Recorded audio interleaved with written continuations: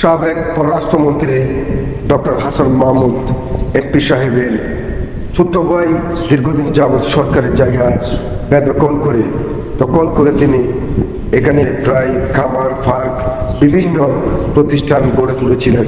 পুকুর এবং গরুর খামার পর্যন্ত শুরু করে সব কিছু তিনি এই জায়গাতে করেছেন। তবে এখানে সরকারি জায়গাগুলি বিভিন্ন ধর্মাবলম্বী লোকের রয়েছে বলে সে খবরটি নিশ্চিত করেন সিপ্লাস।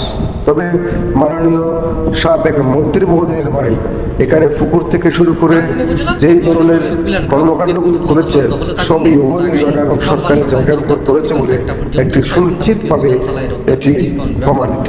তবে ডক্টর হাসান মাহমুদ এই জায়গায় কোনোদিন কোনো সময় অধিকার অর্জন করে নাই, এটি তাহার ভাই নিজেই করেছেন।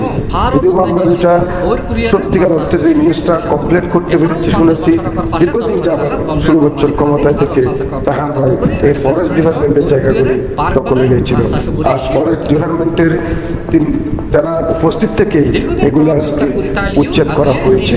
বাংলার সাবেক এই মন্ত্রী বিভিন্ন জায়গায় উন্নয়ন করলেও তার ভাইয়ের এই জায়গাগুলো তিনি কতটা উন্নয়ন করতে পেরেছে বা সরকারি জায়গা উদ্ধার করতে পেরেছে সেটি প্রশ্ন হয়ে দাঁড়িয়েছে।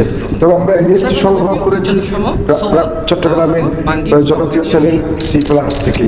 তবে উচ্ছেদ কাজ শেষ করে এখানে আবার সরকারিভাবে যে কোনো কিছু উৎপাদিত করবে। তবে এগুলি গাছ গাছার যেগুলো রয়েছে সেগুলো না কেটে সরকারিভাবে এতটুকুর মধ্যে নেওয়া উচিত মনে করে, কারণ এগুলি তো সরকারি সম্পত্তি। অর্থাৎ সরকারি সম্পত্তির মধ্যে এগুলো নষ্ট না করে সরকারিভাবে নিয়ে নিলে অবশ্যই দেশ ও জাতির জন্য এটা কল্যাণ হবে।